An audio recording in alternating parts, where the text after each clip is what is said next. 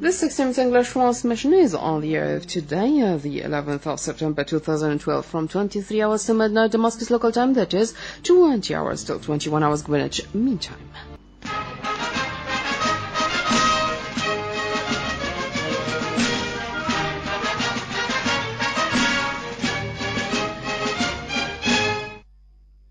Ladies and gentlemen, good evening. During a session chaired by the Prime Minister, Dr. Wael Halaqi, the Cabinet denounced the terrorist bombings which hit the Malhab al-Baladi neighborhood in Aleppo and claimed 30 lives, in addition to the injury of 60 others, praying for the souls of the martyrs and wishing the injured a swift recovery. The Cabinet said that the terrorists and the mercenary groups seek to terrorize the civilians and punish the armed citizens or the unarmed citizens through the bombings, noting that the bombings damaged 2 hospitals and an elementary school in addition to the neighboring residential buildings. The ministers also lauded the achievements that were achieved by the armed forces in Aleppo, which caused the field defeats of the terrorists and others. During the session, the Cabinet was briefed by the Deputy Prime Minister for Service Affairs and the Minister of Local Administration, Amar Galawinji, and by the Deputy Prime Minister for Economic Affairs and Internal Trade and Consumer Protection, Dr. Qadri Jamil, on the state of services and economy and the recent steps that have been taken by the government to provide services, water and electricity and communication to the areas. The briefing also discussed the state of the goods and the prices in the local markets and the state of the food services and petroleum products, affirming that the local requirements are available and the local materials and the needed materials are also available. The Foreign and the Expatriates Ministry said that some of the mass media outlets and the social networking sites are circulating documents and claiming them to be made by the Foreign and Expatriates Ministry, stressing that these documents are fake and that whatever is issued by the ministry, despite the presence of the Foreign Ministry, are forged in addition to the seal and the official handling. The ministry also cited that there is an example of these fake documents and some letters that are addressed to the foreign minister of the Saudi Arabian Kingdom, Qatar, and Egypt, and there are letters issued by the formal bureau that are attributed to the ministry called the Bureau of Foreign Follow-up and Tackling, which do not exist, and even if they do, they are not of the ministry structure. The ministry also hoped that the mass media and the sites would communicate directly with it to verify the authenticity of these documents and the alleged communications that were attributed to the Foreign and Expatriates Ministry, and to see if they are circulated to harm the Syrians as part of the campaign of misdirection and lies that are being waged against it. Over to you, Lama. Thank you, Khaled. The armed forces have dealt over the past 24 hours severe blows to the armed terrorist groups who had kept attacking citizens and law enforcement troops in Al-Hassan and neighboring towns in Homs suburbs. They killed and wounded a large number of them. Among the terrorists identified were Abu al-Qasar, non-Syrian, who was killed, and Samih Abdullah al-Duyai, who was wounded. Al-Hassan town is famous for its historical castle and good people. The Takfiri terrorists infiltrated into this beautiful town, which they turned into a headquarters for the terrorism. They attacked the citizens of the town and neighboring villages. They spread nothing. They burned houses and deported their inhabitants. The people of the region recount stories about the crimes to which they had been exposed to by the armed terrorist groups. However, our armed forces have been able to confront them and restore security and stability to the area. Over to you, Khaled. Thank you, Lama. The competent authorities confiscated today a factory for manufacturing the explosive devices in the Babhoud area in Hamas. The authorities also found inside their hideouts large quantities of weapons and chemical materials that were being used to prepare explosive devices. One of the inspection teams of the service institutions in the Governorate of Aleppo was being carried out by the Ministries of Electricity, Health, and Water Resources, during which they were briefed on the situation at the site of the explosion that took place last Sunday near the Hayat hospitals. The ministry also stressed the need to follow up the necessary measures in order to rehabilitate the areas that were destroyed by the armed terrorist groups. A number of ministries have toured the Aleppo area, and they were briefed on the service situations after the armed terrorist groups wreaked havoc in the governorate. The Minister of Electricity, Mr. Imad Khamis, visited the sites of the explosions that took place on Sunday near the Hayat hospitals, and he talked to the wounded citizens and others. Moreover, more on this issue is with my partner Lama. Thank you, Khalid. Mr. Khamis said that the maintenance operations are underway to rehabilitate the electricity damaged in the area. The services situation regarding the drinking water sector is still good, as the Governorate's Council is set on distributing water in tanks and through fire squads in the areas where the inhabitants do not have access to drinking water due to the damages caused by the machineries. The inhabitants in the governorate expressed their satisfaction over the efforts exerted by concerned sides in order to provide the basic requirements so that the people would continue their lives and overcome the extraordinary circumstances, particularly regarding the health sector. The inhabitants of Aleppo are determined to defend their homes with a strong determination and confront the mercenaries terrorists who are trying to undermine the governorate's infrastructure. Our armed forces continue to clear Tadamun neighborhoods in Damascus from the armed terrorist groups who spread panic among citizens and destroy public and private properties. The armed forces entered the Bul and Zleikha neighborhood, the place known for the harboring many terrorists who used to set up barricades to block roads and alleys. The area witnessed violent clashes in 4 directions. A large number of terrorist men were killed while others fled to neighboring areas, leaving behind a huge devastation in buildings and shops. The Syrian Arab army also reached the outskirts of Yara. Over to you, Khalid.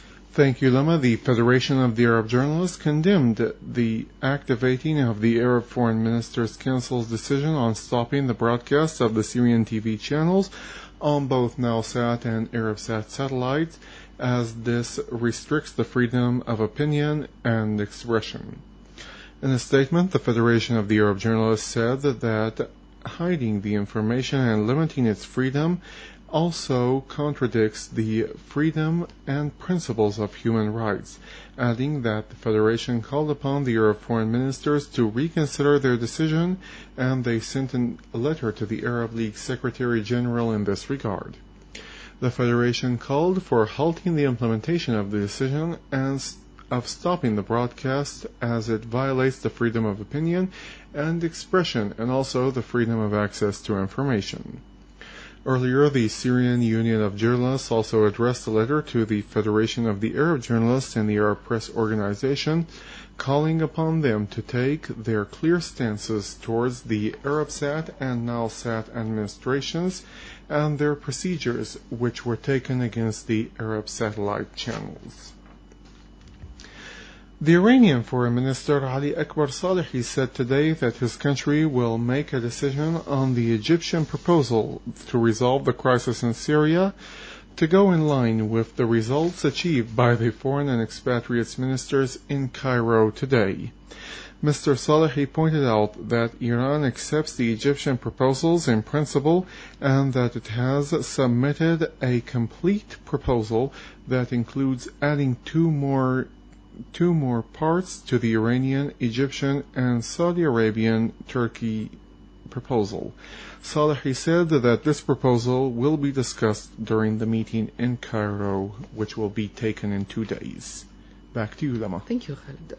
For his part, Iran's foreign ministry spokesman Rahman Mahmoudbrest renewed his country's rejection of foreign intervention in Syria's internal affairs, affirming that the solution to the crisis lies in halting the support of armed terrorist groups, putting an end to terrorist operations, and starting a dialogue. Answering a question on the threat of U.S. Secretary of State Hillary Clinton to U.S. military intervention in Syria, Mahmoudbrest asserted that the most successful solution to the crisis lies in the non-interference of the foreign countries, because any military intervention might lead to the whole region to war. He renewed Iran's support of any plan to resolve the crisis in Syria through peaceful means. And finally, Special Representative of the Russian President for the Middle East Affairs, Deputy Foreign Minister Mikhail Bogdanov, affirmed that the former UN envoy to Syria, Kofi Annan's plan and the Geneva Conference decisions should be the base on which a solution to the crisis in Syria is built. An interview with Russia Today Child during his visit to France, Bogdanov pointed out that until now no plan has been crystallized to substitute Annan's plan and the final statement of the Geneva Conference. He noted that he met with Syrian opposition figures in Paris and held consultations with French officials that touch upon the current situation in Syria and means of finding a political settlement to the crisis. He considered that any precondition to start dialogue is unrealistic, pointing out that no one can impose anything on the Syrian people according to Farwell, adding that the Syrian leadership remains strong and united. With this, ladies and gentlemen, we have ended the news for tonight. Thank you for joining us. News and views.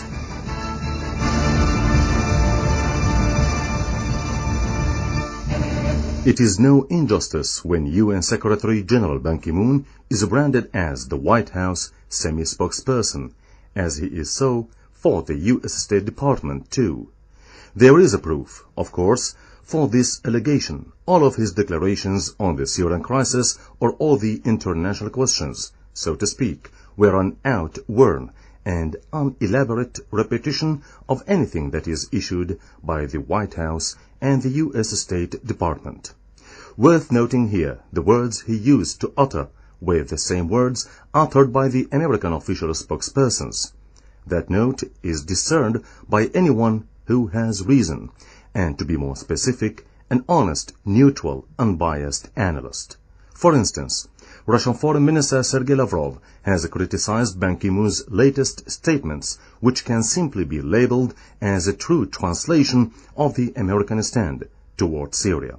He is, in fact, marketing that stand. Syria admits that the American maestro of the Shoah, which is composed of Syria's enemies, could employ an enormous number of major and minor actors in the most terrible plays of aggression, terrorism, and murder which has ever been recorded by history. However, it raises sarcasm to learn that the major and minor actors failed in performing their sour roles. As a result, the flaws and shortcomings of those who employed them were overtly exposed.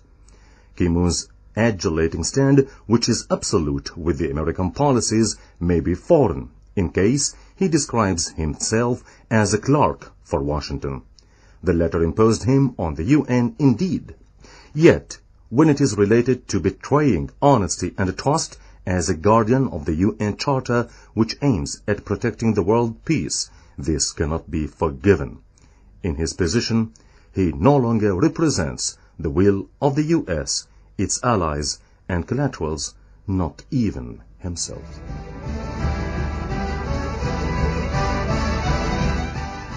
That was News and Views from Damascus Radio.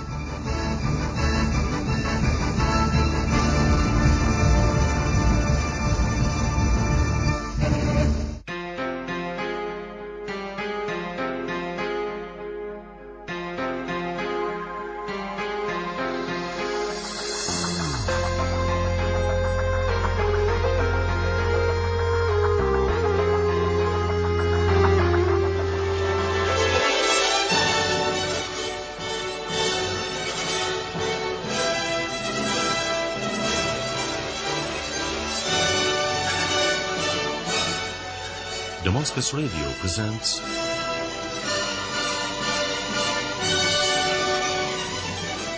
Syrian Local Press Review.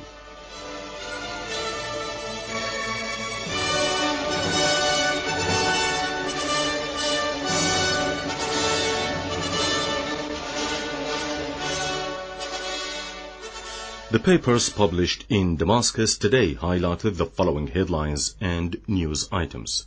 Head of the National Security Committee and the Foreign Policy at the Iranian Parliament, Ala-Eddin Brojardi, underlines that the Syrian-Iranian relations are strategic, which makes Syria the front line of resistance. He also adds that Syria possesses a powerful army and it is based on wide popular support. The Lebanese army arrests 666 persons who are charged with smuggling weapons into Syria, besides other crimes. On the other hand, Lebanese figures and boards state that the campaign against Syria target its army and resistant role. Patriarch Gregorius III Laham of Antioch or the East, Alexandria, Jerusalem, and the Melkite Roman Catholics calls for dialogue and reconciliation, describing them as the most reasonable. Having cleansed several quarters and supplying services, the governor of Homs, Ahmed Munir Muhammad, caused the displaced families to return to their homes. In occupied Palestine, the West Bank is boiling on rage and protest. 4 Palestinians are hit, including 2 children, in fresh Israeli raids against Gaza. And the Bahraini authorities cling to capturing Nabil Rajab. In a march in Sitra, one protester is shot with the bullets of the security forces. The front page editorial in Tishreen Daily raises the phrase political solution, which is frequently stated nowadays. It is the ether through which the international community expresses its attitude towards the Syrian crisis. It is supposed to be anti-violence, soothing, and a source of tranquility. However, it can be also a prelude to a darker tomorrow with more violence than the previous phase. The concept of political solution, as well as the extent of its embodiment of the meaning it bears, is determined according to the way of formulating, composing, and implementing it. Despite that, some political solution can follow a clear course and a future ever since the phase of preparation, other solutions cannot have crystal image except in the final stage, the paper concludes.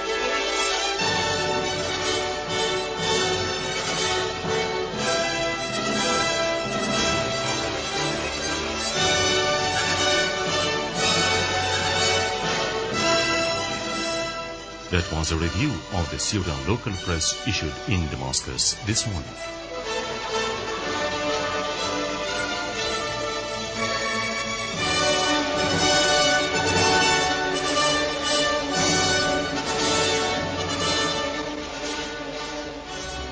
Damascus Radio presents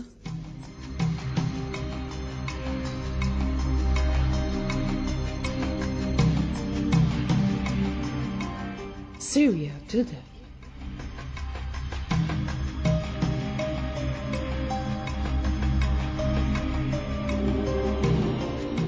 A weekly program prepared by Ma'moon Samra and read by al-Mazzeh.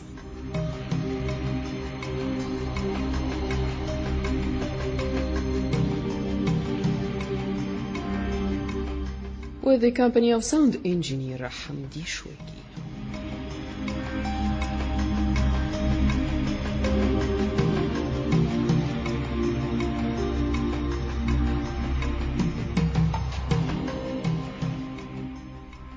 Dear listeners, good evening and welcome to a new episode of our weekly program Syria Today. Syrian Investment Agency launches its 6th annual report. They launched its 6th annual report on investment in Syria, which includes the number of projects, the overall costs, and the job opportunities they provide. In a press conference, director of the agency, Abdel Karim Khalil, said the report focuses on period of the 10th 5-year plan, which is 2006 to 2011, stressing the need for the new investment law to be comprehensive and up to the standards of the National Regional Planning Project.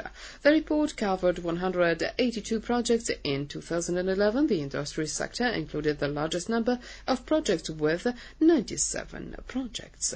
Projects completely and projects in progress in 2011 amounted to 97 projects, which makes 53.3% of projects covered by the report.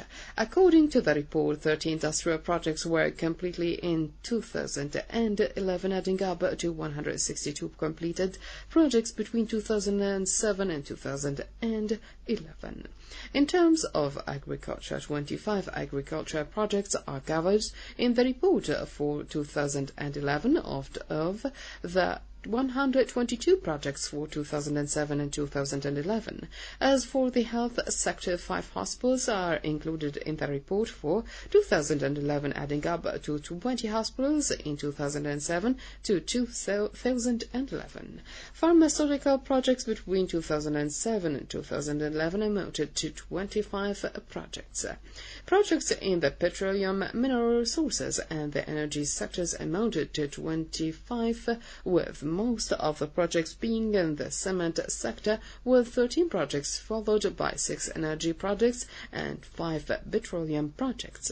Firm companies operating in free zones by the end of 2011 were 84 companies. Regarding real estate development areas resigned at the Syrian Investment Agency, there have been 36 areas. The report shows that most of the projects in 2007 to 2011 were certainly in Damascus countryside province. Transport Minister calls for setting plan to purchase 15 Russian planes over next 5 years. Minister of Transport Mahmoud Said called for setting up strategies to improve air transport and reviewing the operating plan of Syrian Airlines in the light of the EU sanctions. Speaking at the coordinating meeting of air transport sector, the minister called upon those in charge to set a plan to purchase 15 Russian planes over the next 5 years. He stressed the need for improving airport infrastructures and regarding rules in addition to attracting investments. The meeting also dealt with handling damage caused to transport sector in Syria, especially the Syrian Airlines and civil aviation authorities.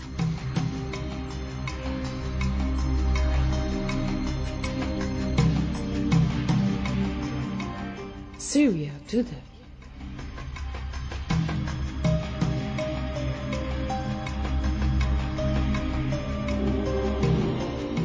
A weekly program prepared by Ma'moon Samra and read by Al-Mazzeh.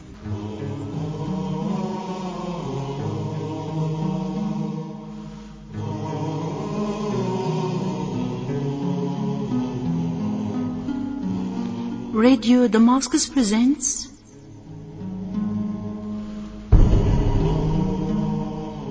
Quest for Peace, World's Option.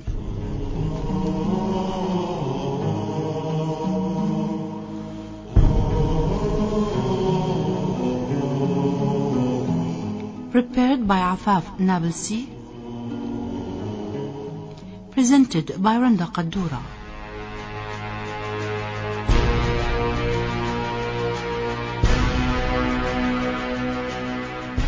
Sound technician Hamdi Shweki.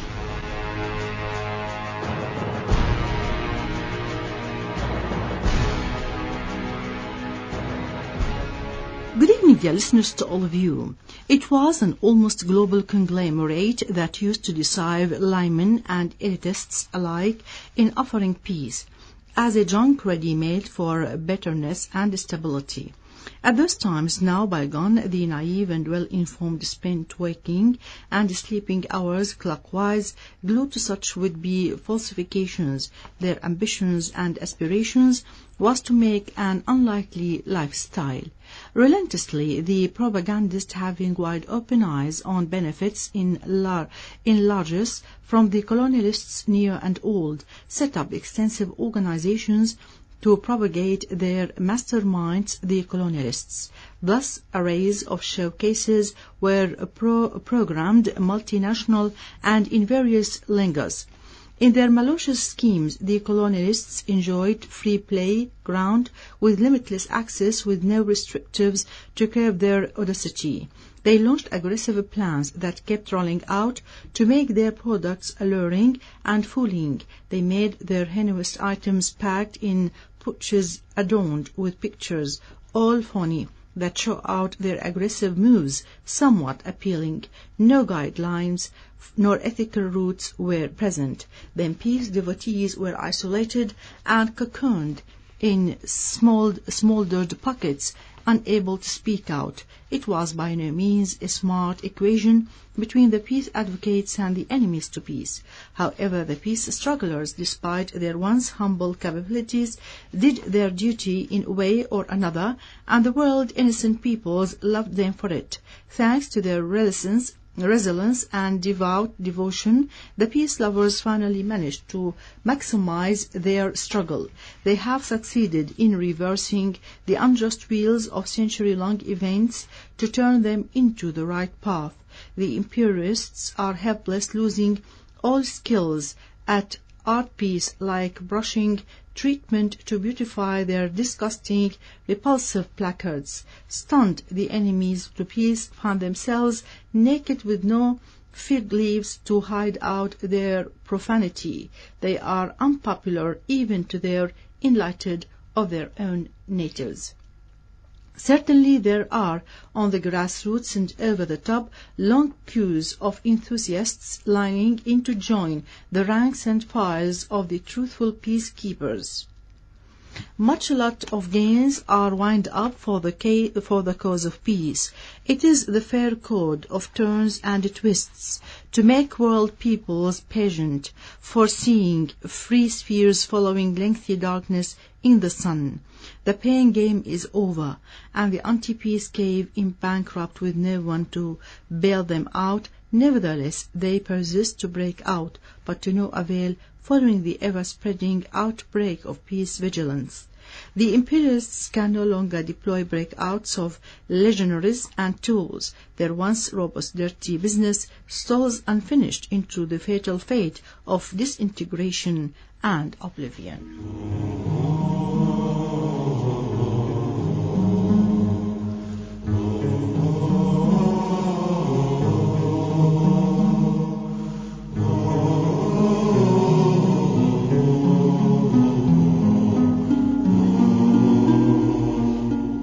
You have been listening to a new edition of the weekly program, Quest for Peace, World's Option, from Radio Damascus.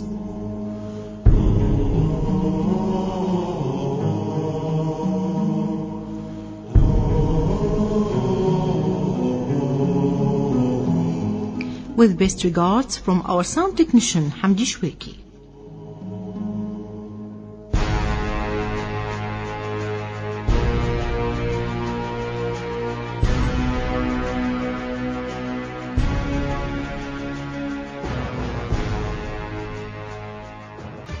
Ladies and gentlemen, you're still listening to Damascus Radio, the broadcasting service of the Syrian Arab Republic. Now following is our final look at the news summary.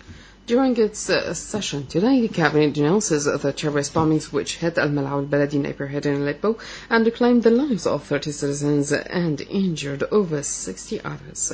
The Foreign Expatriates Ministry says that some mass media outlets and social network sites are circulating documents and claiming them to be from the Foreign Expatriates Ministry, stressing that these documents are fake.